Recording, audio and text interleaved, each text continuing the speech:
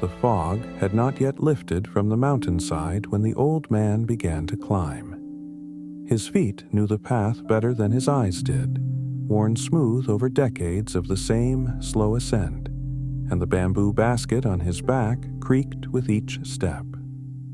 Somewhere below, hidden in the white breath of the valley, a village was waking. But up here, there was only the damp hush of the cloud forest, the drip of water from broad leaves, and the smell of wet earth so thick you could almost taste it. He reached the first shrub as the sun broke through, and his fingers moved without thinking, plucking 2 young leaves and a bud, 2 leaves and a bud, the same rhythm his grandfather had taught him, the same rhythm that had been repeated on this slope for longer than anyone could remember. He was gathering the most ordinary thing in the world. He was also gathering something that would one day topple governments, launch fleets across oceans, poison a king's coffers, spark a revolution on the far side of the planet, and become the second most consumed liquid on Earth after water itself. He was picking tea. How does a leaf do all that? How does something so humble, so quiet, so easily crushed between 2 fingers, end up shaping the fate of empires? To understand that, we have to go back, further than the old man on the mountain, back to a time before writing, before cities, when the story of tea was not yet a story at all, but simply a plant growing wild in the borderlands where China blurs into Burma and the foothills of the Himalayas begin their long climb toward the roof of the world. There is a legend the Chinese tell about how it all began, and like all good legends, it is almost certainly untrue, which has never stopped anyone from repeating it. They say that nearly 5,000 years ago, the Emperor Shennong, a divine farmer who taught his people agriculture and medicine, was resting beneath a tree one afternoon with a pot of water boiling over his fire. He was a careful man, this emperor, and he insisted his water be boiled before drinking, a piece of wisdom far ahead of its time. As the water bubbled, a breeze stirred the branches above him, and a few leaves drifted down and settled on the surface. The water turned a pale gold. Curious, he drank it, and something in him quickened, a warmth, a clarity, a lightness of mind.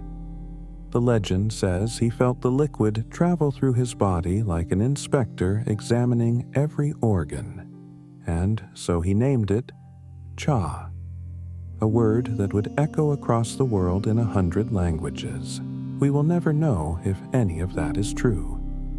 What we do know is stranger and more human. Long before tea was a delicate pleasure, it was survival. The mountain peoples of southwest China did not sip it from porcelain. They boiled the leaves into a thick, bitter soup, sometimes with ginger, salt, onion, even fat. A kind of nourishing broth that warmed the body and sharpened the mind during the long days of labor. Tea began not as luxury, but as fuel. The strong, dark coffee of the ancient world, gulped down by people whose lives depended on staying alert and warm in a cold, wet, mountainous place. For centuries it stayed local, a regional habit, unknown to the great cities of the Chinese heartland. It was a secret the mountains kept. Then the roads came. As the Chinese Empire expanded and trade routes threaded through the southern provinces, merchants encountered this curious brew and carried it north. By the time of the Han Dynasty, 2,000 years ago, tea was spreading through China like a rumor that turns out to be true. But it was still medicine, still a rough tonic, still something you took rather than something you savored. The transformation, the great leap from remedy to art, would take a poet, a genius, and a Buddhist boy abandoned by a river. His name was Lu Yu, and in the 8th century, during the golden age of the Tang Dynasty, he did something no one had done before. He wrote it all down. Rescued as an infant by a monk and raised in a monastery, Lu Yu grew into a strange and brilliant man, stammering, awkward, more comfortable with plants and poetry than with people. He wandered the tea-growing regions, watching, tasting, obsessing, and he produced a book called the Cha Jing, the classic of tea, 3 slim volumes that turned a drink into a discipline. He wrote about which soil produced the finest leaves, how water from a mountain spring surpassed water from a river, which surpassed water from a well.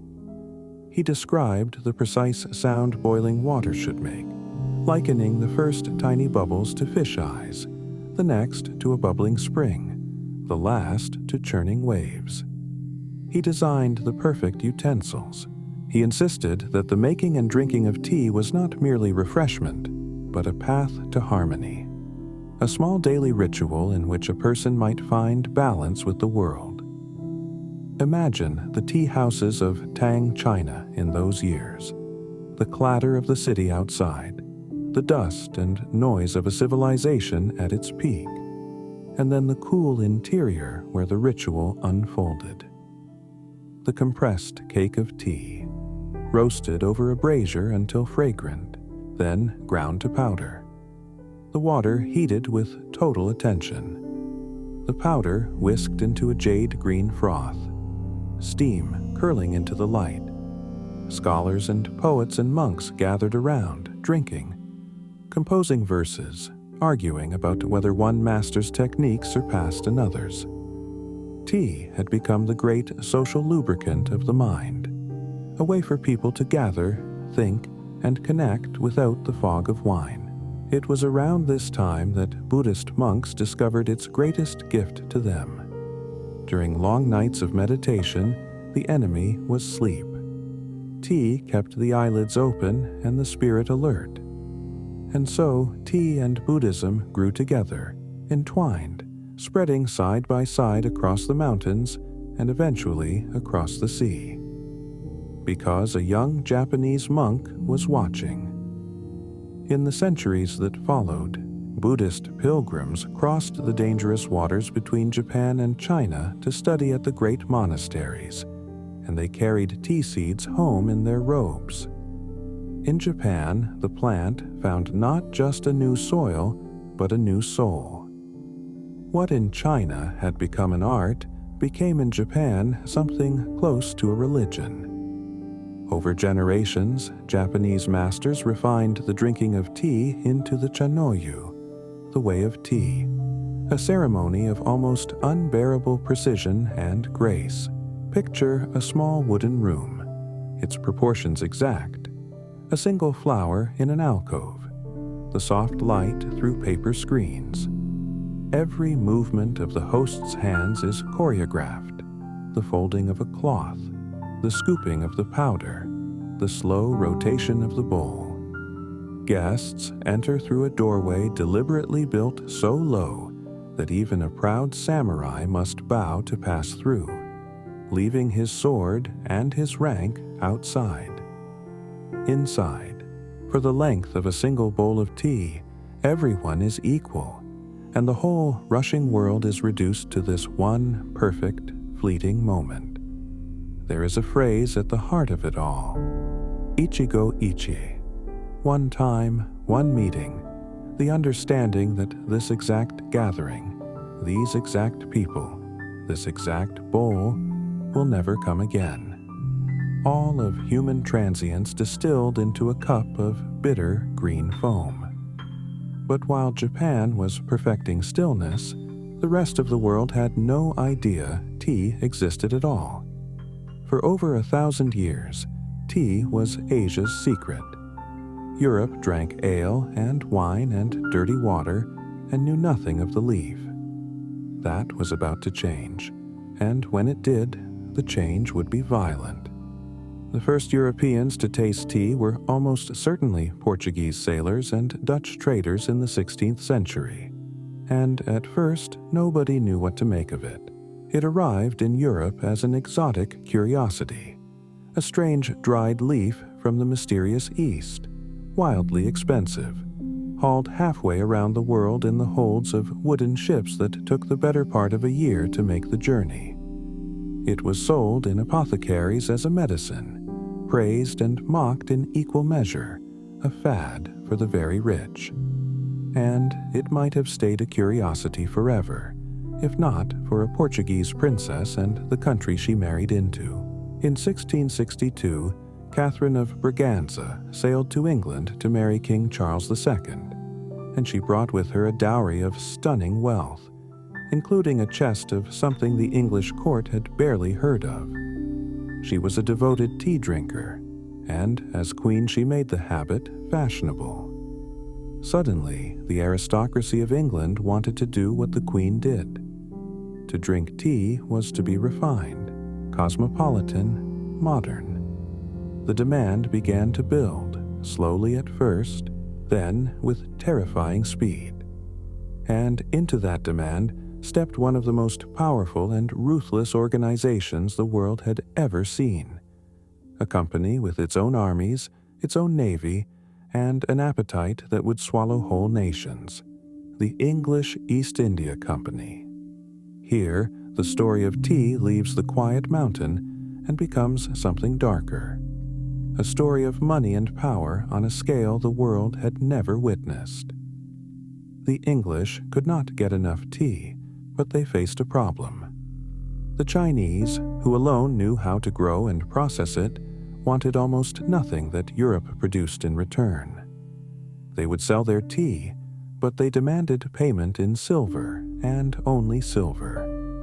And so, decade after decade, a river of silver flowed out of Britain and into China, an imbalance so severe it threatened to bankrupt an empire.